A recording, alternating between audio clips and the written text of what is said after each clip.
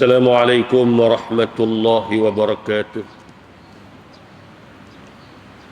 Bismillahirrahmanirrahim. Alhamdulillahi rabbil alamin. Wassalatu wassalamu ala ashrafil anbiya'i wal mursalin wa ala alihi wa sahbihi ajma'in.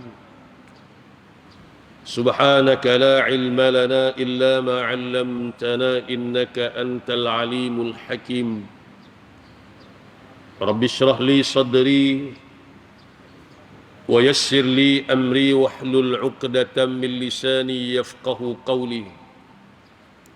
Allahumma arinal haqqa haqqan warzuqna ittiba'ah wa arinal batila batilan warzuqna ijtinabah, amma ba'du.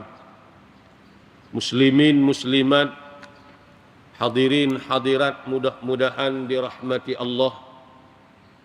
Pertama-tamanya marilah sama-sama kita panjatkan kesyukuran kehadrat Allah Subhanahu wa ta'ala atas limpah kurnia dan keizinan daripada Allah, dapat sama-sama kita menghadirkan diri ke rumah Allah pada pagi ini untuk sama-sama kita menunaikan tugas dan juga tanggungjawab kita sebagai hamba kepadanya. Mudah-mudahan kita sentiasa dirahmati dan diberkati oleh Allah Subhanahu wa ta'ala. Tuan-tuan hadirin yang dikasihi sekalian, dalam sepotong hadis Nabi sallallahu alaihi wasallam yang diriwayatkan oleh Imam Muslim, an Abi Dzar radhiyallahu anhu anna unasan min ashabi Rasulillah sallallahu alaihi wasallam qalu lin Nabiy sallallahu alaihi wasallam, ya Rasulullah, dhahaba ahlud duthuri bil ujuri yusalluna kama nusalli wa yasumuna kama nasum wa yatasaddaquna bifuduli amwalihim. Qal awalaysa qad ja'ala Allahu lakum ma tasaddaqun inna bikulli tasbihatin sadaqah wa kulli takbiratin sadaqah wa kulli tahmidatin sadaqah wa kulli tahlilatin sadaqah wa amri bil ma'rufi sadaqah wa nahyin 'an munkarin sadaqah wa fi bud'i ahadikum sadaqah. Qalu ya Rasulullah, ayati ahaduna syahwatahu wa yakunu lahu fiha ajr? Qal ara'aytum law wada'aha fi haramin akana 'alayhi wizrun fakadzalika idza wada'aha fil halali kana lahu ajrun. Rawahu Muslim. Maksudnya diriwayatkan daripada Abi Dzar radhiyallahu anhu bahawasanya segolongan manusia daripada sahabat-sahabat Rasulullah sallallahu alaihi wasallam berkata kepada Nabi sallallahu alaihi wasallam, ya Rasulullah, orang-orang yang mempunyai harta, yakni orang-orang yang kaya di kalangan kami, telah mendapat pahala yang lebih banyak daripada kami. Mereka sembahyang sebagaimana kami sembahyang, dan mereka puasa sebagaimana kami puasa, dan mereka memberi sedekah dengan kelebihan harta-harta mereka. Satu ketika ada segolongan daripada sahabat Nabi mari jumpa dengan Nabi mengadu hal kepada baginda Nabi sallallahu alaihi wasallam kerana tak puas hati. Bukan tak puas hati kerana tak dapat harta dunia, Tapi tak puas hati kerana pada pandangan mereka orang kaya lebih berpeluang untuk melakukan kebajikan lebih banyak daripada mereka. Ni di kalangan sahabat-sahabat yang susah lah, yang miskin, yang tak ada harta. Jadi satu kumpulan daripada sahabat yang tak ada harta, yang miskin ni main mengadu ke Nabi. Bukan mengadu pasal mereka tak ada duit, bukan mengadu pasal mereka nak harta macam orang kaya, tak. Dia berkata kepada Nabi, ya Rasulullah, orang-orang yang kaya di kalangan kami, mereka ni peluang untuk mereka buat kebajikan, peluang untuk mereka dapat pahala lebih banyak daripada kami. Mereka sembahyang macam mana kami sembahyang, mereka puasa macam mana kami puasa. Mana hak kami buat, mereka boleh buat. Kami sembahyang, mereka pun boleh sembahyang. Kami puasa, mereka pun boleh puasa. Tapi mereka bersedekah daripada lebihan harta-harta mereka. Mereka ada harta lebih, Allah beri kekayaan, mereka boleh bersedekah. Tapi tentu kami kalah dengan mereka, ya Rasulullah. Kami tak boleh bersedekah dengan harta-harta kami sebagaimana mereka, kerana kami tak ada harta seperti mana mereka yang diberi kelebihan oleh Allah Subhanahu wa taala. Mai mengadu kat Nabi pasal itu, pasal peluang untuk kau buat harta, buat pahala tadi ni kurang daripada orang lain. Mari mengadu ke Nabi. Lalu berkata Rasulullah, Nabi kata, bukankah Allah telah menjadikan bagi kamu sesuatu untuk kamu bersedekah? Bila mereka kata lagu tu, mereka kata peluang kami nak bersedekah ni tak ada, ya Rasulullah. Sebagaimana mereka-mereka yang kaya, yang diberi harta yang lebih oleh Allah Subhanahu wa taala. Lalu Nabi SAW kata, bukankah Allah juga telah menjadikan bagi kamu peluang atau sesuatu untuk kamu bersedekah seperti mana mereka? Lalu Nabi kata, sesungguhnya dengan tiap-tiap tasbih itu sedekah, dan tiap-tiap takbir itu sedekah, dan tiap-tiap tahmid itu sedekah, dan tiap-tiap tahlil itu sedekah, dan menyuruh dengan yang ma'ruf, yang baik itu sedekah, dan melarang dari yang mungkar, yang jahat itu sedekah, dan pada kemaluan seorang kamu itu pun sedekah. Nabi kata, bukankah Allah telah memberikan kepada setiap orang tadi ini peluang untuk bersedekah?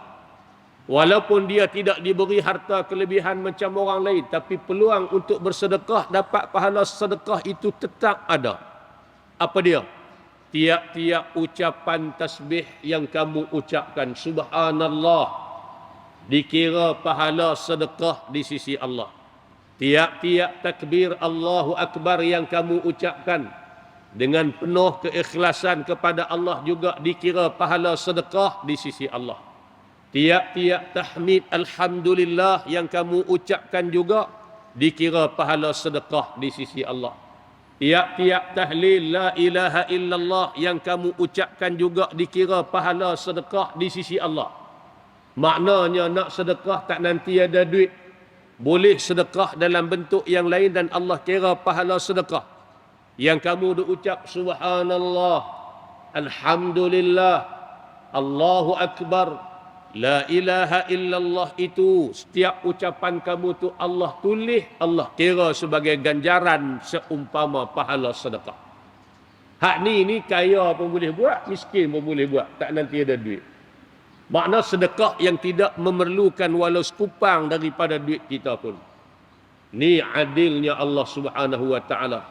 Jadi sahabat bila dia mengadu kepada Nabi, kami tak ada peluang untuk bersedekah sebagaimana mereka, ya Rasulullah. Pasal kami tak ada duit lebih macam ni, Pak. Nabi kata tak nanti ada duit.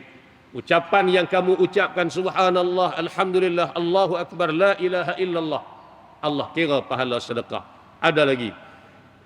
Dan menyuruh dengan yang ma'ruf itu sedekah. Kamu suruh orang buat kebaikan, kamu galakkan orang melakukan perkara yang ma'ruf, kebajikan, itu juga dikira sebagai pahala sedekah. ajak orang buat baik, kempen kebaikan, maka dikira pahala sedekah. Melarang dari yang mungkar, kamu cegah, kamu halang, kamu larang orang daripada melakukan kejahatan, kemungkaran, itu juga dikira pahala sedekah. Dan pada kemaluan seorang kamu itu pun sedekah. Suami bersama dengan isteri, isteri melayani suami, juga dikira pahala sedekah, kata Nabi sallallahu alaihi wasallam. Hubungan di antara bersama suami dengan isteri pun dikira pahala sedekah di sisi Allah Subhanahu wa taala. Lalu sahabat tanya kat Nabi, "Ya Rasulullah, adakah salah seorang kami yang menggunakan syahwatnya dan adalah baginya pahala pada perbuatan itu?" Ya Rasulullah, takkanlah suami bersama dengan isterinya, isteri bersama dengan suami, dikira pahala sedekah juga kah ya Rasulullah? Makna dapat pahala sedekah juga kah ya Rasulullah? Suami isteri menunaikan syahwat masing-masing, makna bersama di antara hubungan bersama di antara suami dan isteri, dikira pahala sedekah juga kah ya Rasulullah? Lalu Nabi berkata Rasulullah, apakah pendapat kamu kalau digunakan pada yang haram? Apa pandangan kamu?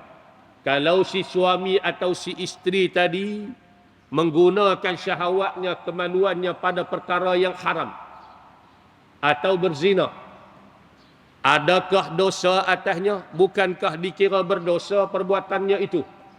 Karena menggunakan syahwat itu pada tempat yang dilarang oleh Allah, pada perkara yang haram.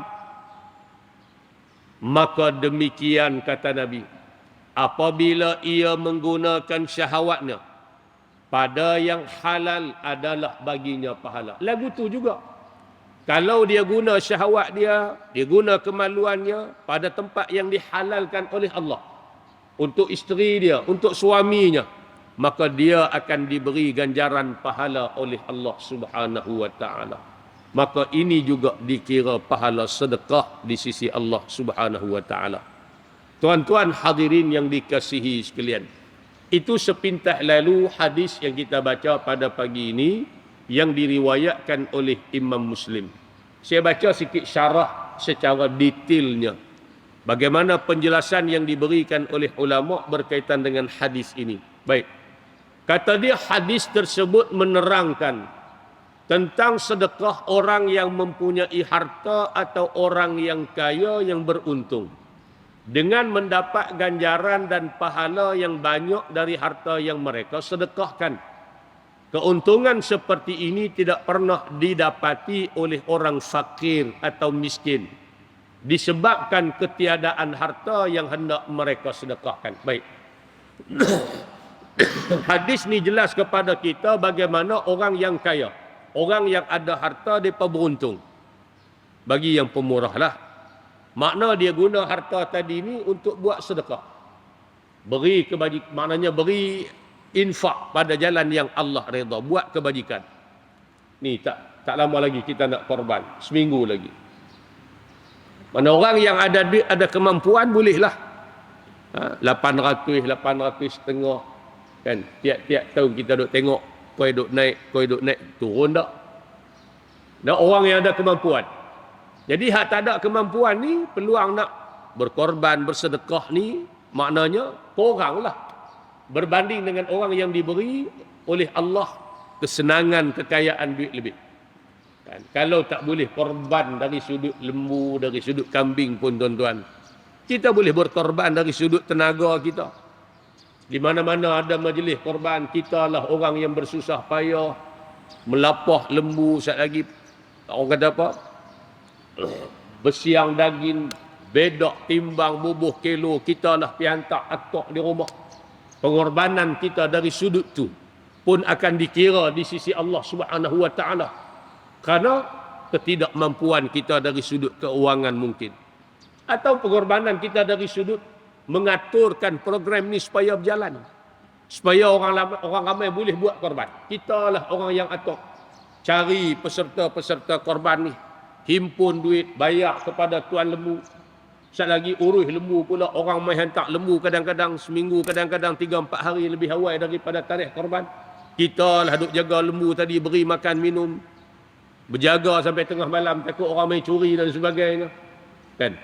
Duk organize, bukan senang nak atok, bukan senang nak organize majlis korban ni. Program korban ni kadang-kadang sampai 10 ekor, 15 ekor, 20 ekor. Kan? Mana daging nak bedok ke tuan, mana daging nak beri kepada fakir miskin, mana daging nak beri pada orang kaya, mana daging macam-macam. Terenak dan sebagainya. Jadi mungkin kita tak turut serta dari sudut korban lembu 1 bahagian, 2 bahagian. Tapi pengorbanan kita juga kita beri dari sudut tenaga, masa, buah fikiran kita untuk menjayakan majlis tersebut. Sudah pasti akan ada ganjaran yang besar di sisi Allah Subhanahu wa taala. Pakat-pakat buat kerja sehingga majlis itu berjalan dengan lancar dan berjaya ibadat yang kita buat pada hari raya korban nanti. Lalu dia kata di sini keadaan ini mendatangkan kegelisahan hati. Hingga mereka para sahabat yang tak diberi kesenangan tadi ini memberitahu keadaan mereka kepada Rasulullah dengan mengatakan bahawa, ya Rasulullah, orang-orang yang ada harta di kalangan kami ini, orang-orang yang mempunyai harta mendapat pahala yang kami tidak mendapatinya. Di samping pahala sembahyang dan puasa yang mereka kerjakan sama seperti sembahyang dan puasa yang kami kerjakan. Hak kami buat, mereka boleh buat. Hak mereka buat, kami tak boleh buat, ya Rasulullah. Kami sembahyang, mereka sembahyang, kami puasa. Mereka puasa, kami boleh baca Quran. Mereka pun boleh baca Quran. Tapi bila mereka beri sedekah, mereka buat ni dalam bentuk harta, hak tu kami tak boleh buat. Jadi rugilah kami tentu, ya Rasulullah. Jenuh lawanlah kami dengan mereka. Mereka ada harta, mereka ada duit ringgit dan sebagainya. Mari mengadu kat Nabi, tak puas hati dari sudut tu. Bukan dari sudut tak dapat kesenangan, bukan dari sudut susah, bukan dari sudut miskin banding dengan orang yang lebih kaya daripada mereka. Tak banding dari sudut tu. Cuma tak puas hati dari sudut ni. Maka demikianlah Nabi SAW beritahu kepada mereka. Demikianlah pemberitahuan mereka kepada Nabi. Itulah yang mereka sampaikan kepada Nabi. Yang sememangnya adalah satu keadaan yang benar dilakukan oleh orang-orang kaya dengan harta mereka. Yang demikian mereka telah berlebih dalam pahala. Dari sudut tu orang kaya dapat pahala lebih daripada kami. Mai mengadu. Iaitu satu kelebihan yang tidak menyenangkan hati orang-orang fakir. Orang-orang yang susah, yang fakir, miskin di kalangan sahabat Nabi berasa tak puas hatilah. Jadi peluang nak buat kebajikan mereka tu kurang. Kerana mereka tidak mendapati dan kerana mendapatnya dan kerananya mereka tiada berpeluang langsung untuk bersedekah sebagaimana yang dilakukan oleh orang-orang kaya. Inilah yang menggelisahkan mereka dan apalagi mengingati bahawa bersedekah adalah dengan harta dan tiada dinamakan sedekah melainkan dengan harta. Kerana pada fahaman mereka pada ketika itu sedekah tak dapat tidak mesti melibatkan harta. Nak kena beri benda ke orang, duit ringgit, benda dan sebagainya lah. Nabi SAW menjelaskan kepada mereka untuk menghilangkan kegelisahan mereka itu. Lalu Nabi pun jelaskan kepada para sahabat yang susah tadi ni mari mengadu kat Nabi. Nabi beritahu mereka bahawa untuk mendapatkan pahala sedekah tidak mesti dengan harta. Nak bagi dapat pahala sedekah, tak nanti ada harta, tak nanti ada duit ringgit, tetapi boleh dengan yang lainnya sebagaimana yang diterangkan ini. Tak mesti dengan duit, tak mesti dengan harta, boleh bersedekah dengan benda lain yang tak melibatkan duit, tak mengurangkan duit ringgit dalam poket kita. Apa dia? Maka Nabi SAW sebut, Allah beri kepada kamu peluang, tiap-tiap orang tak kira kaya, tak kira miskin, ada peluang untuk bersedekah. Karena sedekah itu tidaklah semata-mata dengan harta, tapi boleh dengan yang lainnya. Maka di antaranya Nabi kata apa? Ucapan takbir, Allahu Akbar, ucapan tahmid, Alhamdulillah, ucapan tasbih, subhanallah, ucapan tahlil, la ilaha illallah, menyuruh orang buat baik, mencegah kemungkaran bersama dengan isteri, maka itu juga dikira pahala sedekah bagi tiap-tiap daripada kamu. Ni. Maka disebut dalam syarah dia kata apa? Sedekah selain daripada harta dibahagikan kepada dua. Yang mana kedua-dua bahagian ini menghasilkan balasan daripada Allah Subhanahu wa taala. Yang pertama, sedekah yang dilakukan oleh seorang dengan cara mengerjakan kebajikan, kebaikan atau ihsan kepada orang lain. Kita buat baik ke orang atau buat baik kepada makhluk Allah, hatta binatang sekalipun.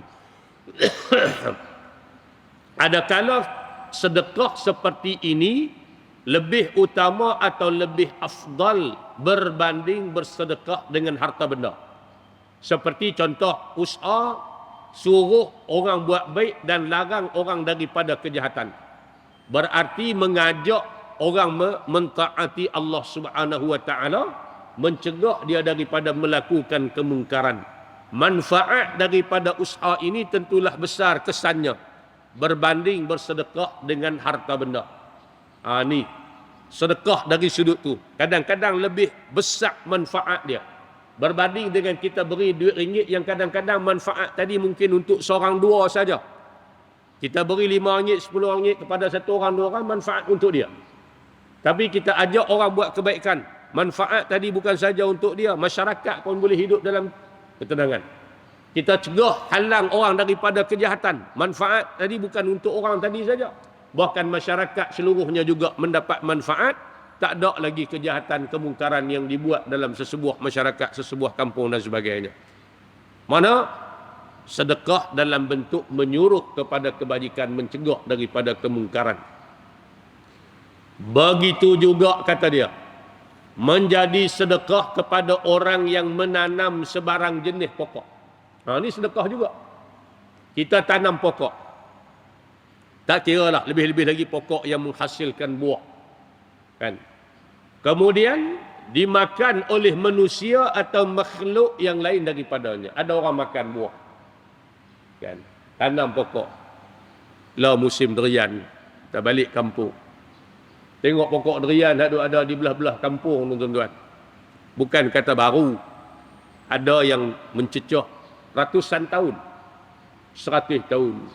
200 tahun pun ada. Tapi masih lagi menghasilkan buah. Anak cucu boleh makan, boleh jual, ambil duit tadi, sara anak bini, pergi mengaji, sampai peringkat universiti berjaya dan sebagainya. Dan tu pokok-pokok yang kita tanam. Kadang-kadang dimakan oleh binatang, buah-buahnya. Dan tanam pokok petik, pokok durian pun sama lah. Kadang-kadang tupai makan. Tak payahlah duk tembak, dia makan pun bukan terang mana pun, tak habis pokok tu. Sebiji tu pun dia makan pun tak habis, belah. Berilah ke dia. Sebab dia tahu kata tuan dusun ni korang sedekah. Tolong makan, beri pahala. Ni kita tembak pula. Mati, tupai habis. Tak. Berilah ke dia.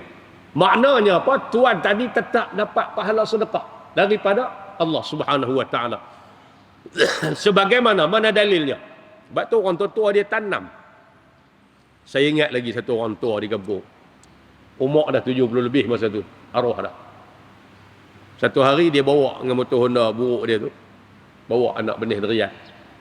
Umur 70 lebih lah, kat 80 lah. 70 lebih. Bawa anak benih durian nak pergi tanam di dusun. Dalam perjalanan nak pergi tu selisih dengan orang kata ke dia, "Wan oi, duk gagah tanam lagi buat apa? Dan kan nak makan tu." Adat kata tak dan lah pokok durian ni 7-8 tahun baru nak berbuah. Kan? Tapi orang cerdik ni dia jawab apa? Dia kata, aku duk makan la pun bukan hak aku tanam. Hak aku duk makan la ni bukan hak aku tanam. Pak aku tanam dulu. Tok Wan aku tanam dulu. Aku boleh makan hari ni. Mana hasil daripada jasa mereka. Hak aku tanam ni pun bukan beda aku. Beda anak cucu aku esok makan. Korang-korang aku duduk di sana boleh gak pahala. Sikit-sikit kata dia.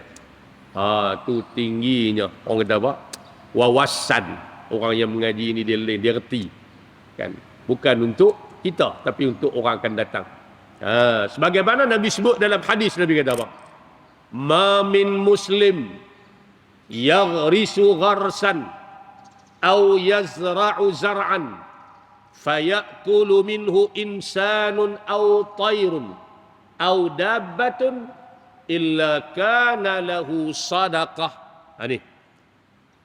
Tidak ada daripada satu orang Islam, seorang Muslim yang menanam akan tanaman atau menumbuhkan akan tumbuhan.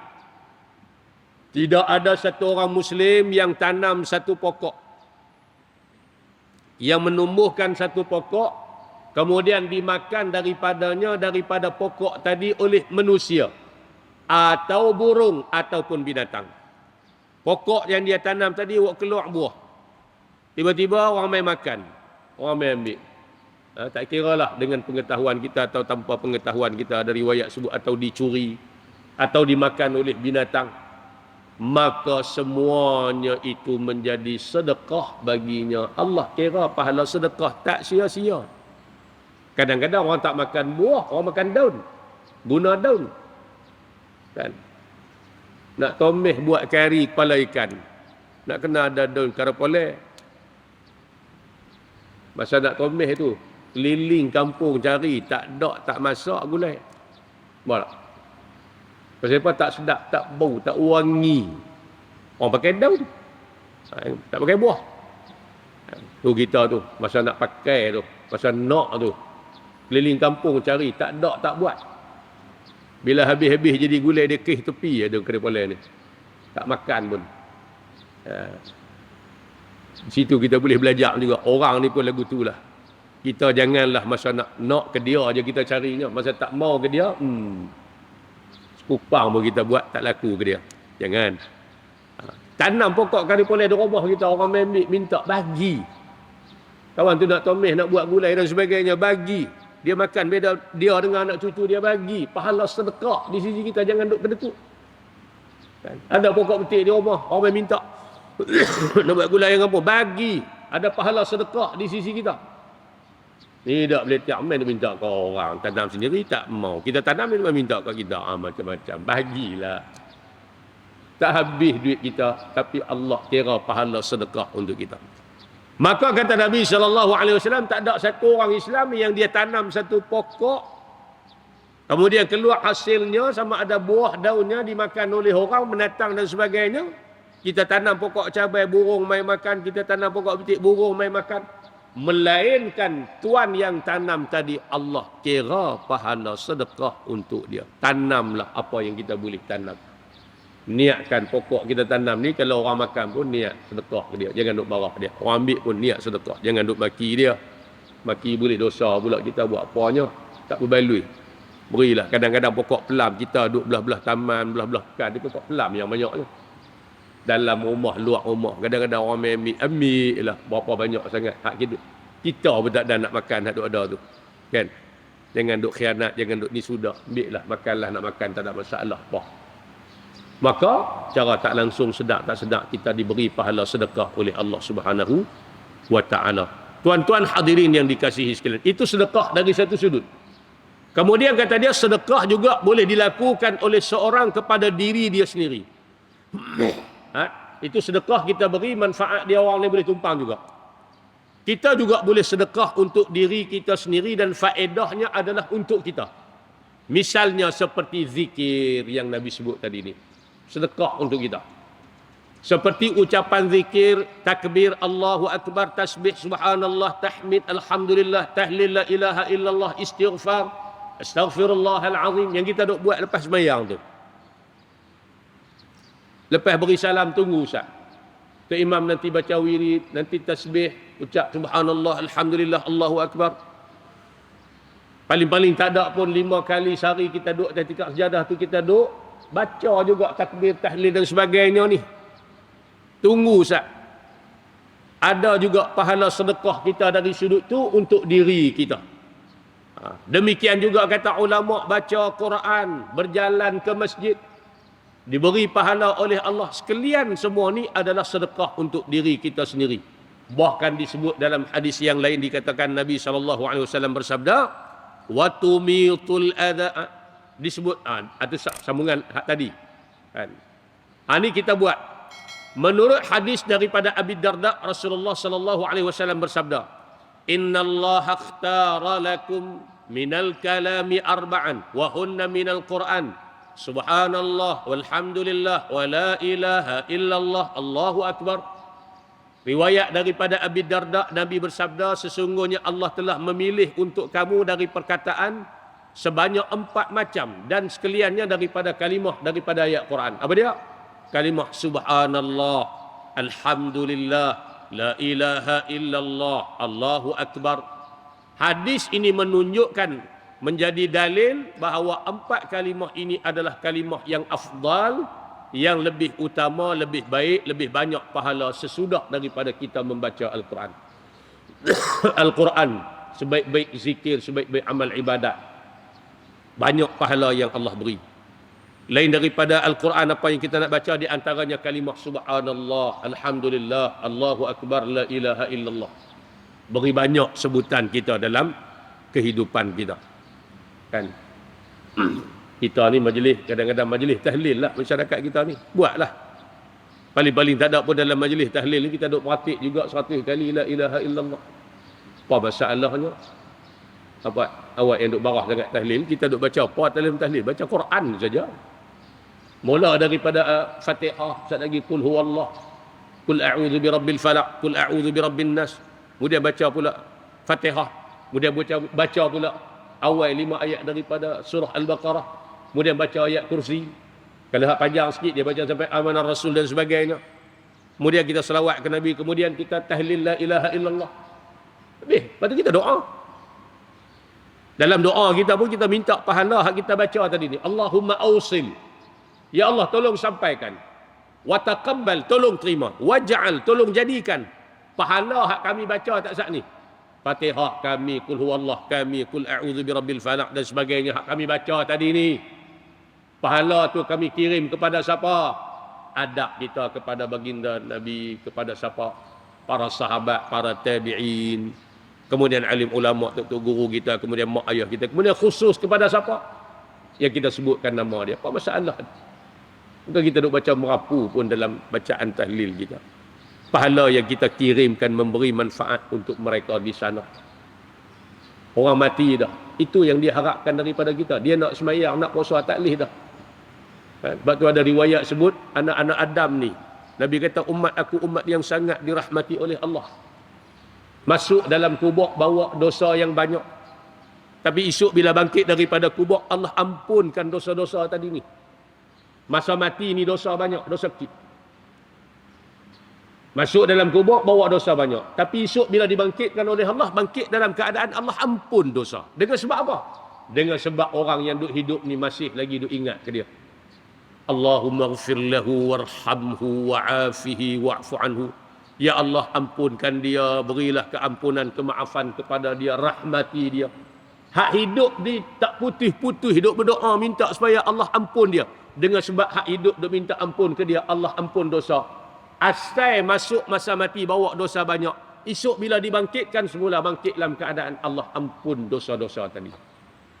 Sebab tu jangan putih doa pada orang yang telah mati, lebih-lebih lagi lah. Hak mati itu adalah mak ayah, duk nenek kita, adik beradik kita dan sebagainya. Itu yang mereka harapkan daripada kita. Kan? Apa masalah je kita sampai marah sangat dengan tahlil dan sebagainya. Apa masalah? Esok mereka mati, mereka tak mau tahlil, mati pun harap tu juga. Doa daripada orang yang masih hidup. Dan kita tahu doa tu sampai. Memberi manfaat kepada mereka. Buatlah. Kan? Tu pahala-pahala yang kita kirimkan sampai kepada mereka. Baik, ini makna sedekah ni, sedekah untuk kita. Sebab tu dalam hadis juga Nabi sebut, man qala subhanallah walhamdulillah wa la ilaha illallah wallahu akbar kutiba lahu bi kulli harfin 10 hasanat. Ada riwayat yang Nabi sebut, siapa yang baca subhanallah, alhamdulillah, la ilaha illallah, hadis daripada Ibnu Umar, Allahu Akbar, ditulis bagi tiap-tiap perkataan huruf itu 10 kebajikan. Ada riwayat sebut, kata siapa-siapa yang mengucapkan subhanallah, alhamdulillah, Allahu akbar, la ilaha illallah. Tiap-tiap ucapan tadi satu huruf, Allah beri 10 kebaikan kepada kita. Ini peluang untuk kita buat pahala ni banyak sangatlah tuan-tuan ni. Duduk saja-saja dalam kereta pun boleh buat benda ni. Di antaranya lagi Nabi sebut kepada kita kalimatani khafifatani 'alal lisani saqilatani fil mizan. Ada 2 kalimah ringan di lidah tapi berat pada timbangan Allah. Nak sebut tak susah mana, tapi bila ditimbang di timbangan Allah berat. Pahala banyak. Apa dia? Subhanallahi wa bihamdihi subhanallahil azim. Subhanallahi wa bihamdihi subhanallahil azim. Subhanallahi wa bihamdihi subhanallahil azim. 2 kalimah saja. Sebut tak susah pun. Subhanallahi wa bihamdihi subhanallahil azim. Tapi bila kita zikir dengan zikir ini, memberatkan timbangan kita di sisi Allah Subhanahu wa taala, timbangan kebajikan. Sebab tu kita kadang-kadang orang-orang Arab ni kita tengok buah tasbih ni duduk di tangan sedia. Bagi kita ni kurang lah. Kurang ada tapi kurang tak macam depa. Makna zikir tu duduk di lidah sedia. Penuhkan masa mereka dengan zikrullah. Tuan-tuan hadirin yang dikasihi sekalian, maka hadis ni menjelaskan kepada kita kalaulah kita ni orang yang susah, tak diberi kesenangan macam orang lain, nak buat pahala sedekah peluang tak macam orang kaya dan sebagainya, jangan berasa duka cita, jangan berasa kecil hati. Kerana peluang untuk kita bersedekah, siapa pun Allah beri, tak kira kaya, tak kira miskin. Dan sedekah tak mesti dengan duit ringgit semata-mata. Sedekah juga boleh berlaku dengan ucapan-ucapan yang kita sebutkan tadi, yang mana ucapan tadi merupakan zikir kepada Allah, subhanallah, alhamdulillah, Allahu akbar, la ilaha illallah. Dan suruh orang buat baik, cegah orang daripada kemungkaran juga, menjadi ruang untuk kita bersedekah, dan pahala itu dikira sebagai pahala sedekah di sisi Allah Subhanahu wa taala. Mudah-mudahan dengan sedikit tazkirah pada pagi ini memberi manfaat kepada kita bersama, insya-Allah. Apa yang baik daripada Allah Subhanahu wa taala, apa yang tidak baik daripada kelemahan dan kekurangan diri saya sendiri. Aqulu qawli hadza wa astaghfirullahal azim li wa lakum. Assalamualaikum warahmatullahi wabarakatuh. Bismillahirrahmanirrahim. Alhamdulillahi rabbil alamin. Assalatu wassalamu ala asyrafil anbiya'i wal mursalin wa ala alihi wa sahbihi ajma'in. Allahumma arhamna bil Qur'an waj'alhu lana imaman wa nuran wa hudan wa rahmah. Allahumma dhakkirna minhu ma nusina wa 'allimna minhu ma jahilna. وارزقنا تلاوته آناء الليل وأطراف النهار واجعله لنا حجة يا رب العالمين. اللهم إنا نعوذ بك من علم لا ينفع ومن قلب لا يخشع ومن عمل لا يرفع ومن دعاء لا يسمع. نعوذ بك من هؤلاء الأربع. ربنا آتنا في الدنيا حسنة وفي الآخرة حسنة وقنا عذاب النار. وصلى الله على سيدنا محمد وعلى آله وصحبه وبارك وسلم. الحمد لله رب العالمين. تقبل الله منكم.